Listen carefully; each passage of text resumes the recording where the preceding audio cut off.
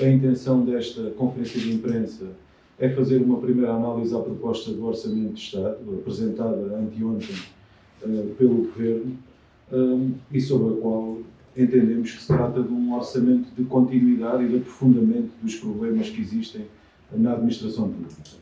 O mesmo Governo que aponta um aumento das despesas com pessoal na ordem dos 891 milhões de euros, esquece depois de dissecar isto.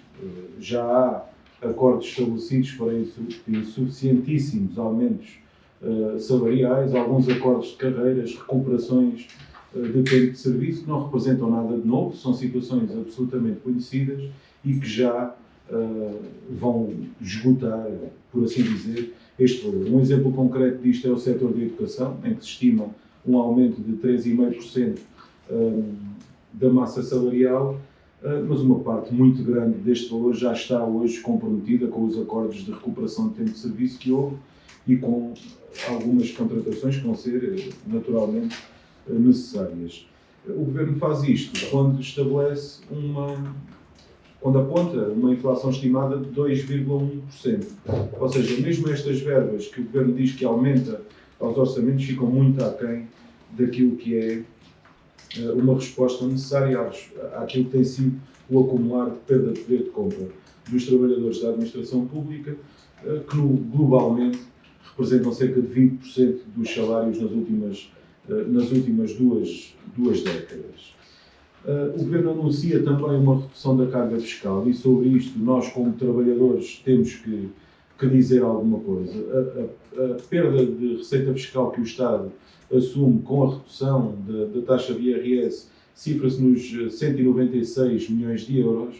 Portanto, para a generalidade da população que paga impostos do seu trabalho, entre eles, naturalmente, os trabalhadores da administração pública, ao mesmo tempo dá uma borla fiscal às grandes empresas, que o próprio estima em 300 milhões de euros em IRC.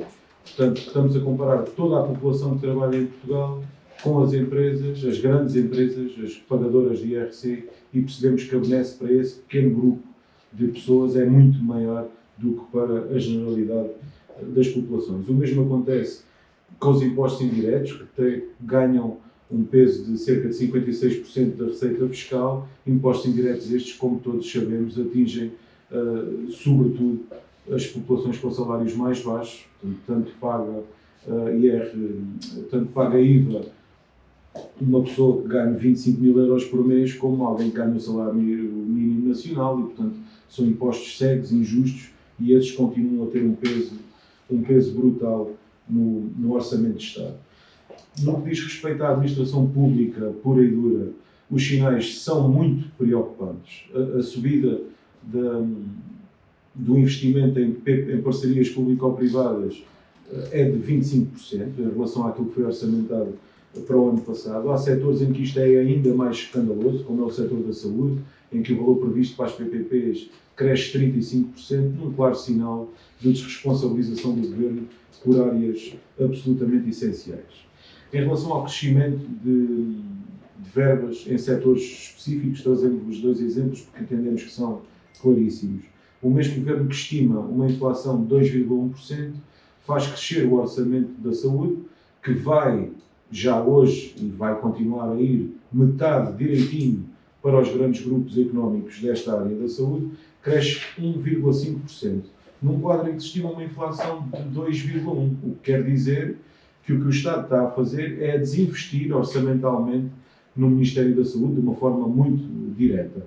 Quando já hoje as taxas de investimento, as taxas adjudicadas ao investimento não são executadas, cerca de 30% delas não são executadas e não servem sequer para compensar a normal degradação dos serviços, dos equipamentos, dos edifícios, por assim dizer. Portanto, aquilo que se está a fazer é apresentar um orçamento de desinvestimento também no Serviço Nacional de Saúde.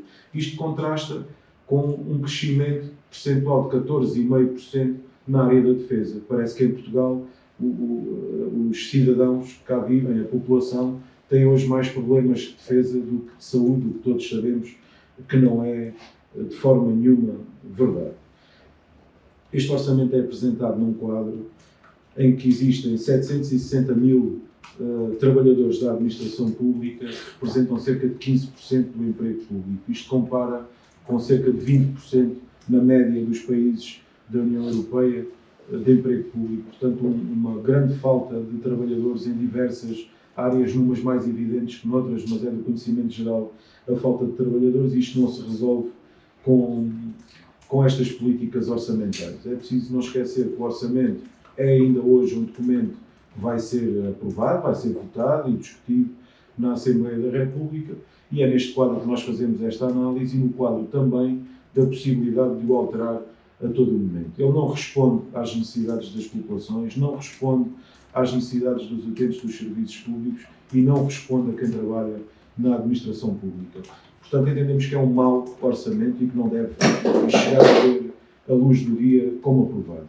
O Governo, e não podemos deixar de referir isto, tem uma primeira reunião negocial com os sindicatos da administração pública, entre eles, naturalmente, a nossa Frente Comum, a estrutura mais representativa dos trabalhadores, antes da apresentação do Orçamento de Estado. Tinha reuniões previstas também para continuar essa negociação antes da apresentação do Orçamento de Estado e resolveu desmarcá-las, remetendo apenas para o dia 15 de outubro, portanto, já com uma discussão mais profunda do Orçamento, já apresentado o Orçamento do Estado, o que revela, numa primeira análise, aquilo que o Governo entende do processo negocial. Portanto, apresenta uma proposta com valores que não mexe uma vírgula na primeira reunião negocial àquilo que era o acordo de empobrecimento, assinado com outras estruturas sindicais, e agora remete para depois da apresentação do Orçamento de Estado a continuação desta negociação, naturalmente já inquinada por verbas que estão colocadas no Orçamento de Estado. Isto só dá mais força à decisão que a Frente Comum tomou de realizar uma greve nacional dos trabalhadores da administração pública no dia 24 de outubro. Vai ser uma greve de 24 horas, vai ter um enorme impacto em diversos setores da administração pública, com muitos dos nossos sindicatos a emitirem avisos prévios de greve e todos os trabalhadores a estarem abrangidos por algum aviso prévio de greve, e a resposta necessária a este orçamento nesta fase é esta. Os trabalhadores vão dar combate a esta política orçamental. Não é possível continuar a trabalhar na administração pública com os salários baixíssimos que temos, com o sistema de avaliação que impede as promoções, com a precariedade a crescer na administração pública, ao mesmo tempo que vemos os recursos do Estado a serem desbaratados a favor do setor privado. É preciso não esquecer que serviços como a saúde, a educação, a segurança social, no dia em que deixarem de ser públicos e passarem a ser privados ou parcerias público-privadas, os cidadãos vão ficar privados também desses direitos. Isto é uma grande preocupação que nós temos e é uma preocupação que, infelizmente, este Orçamento de Estado retira da esfera da imaginação e coloca muito no concreto.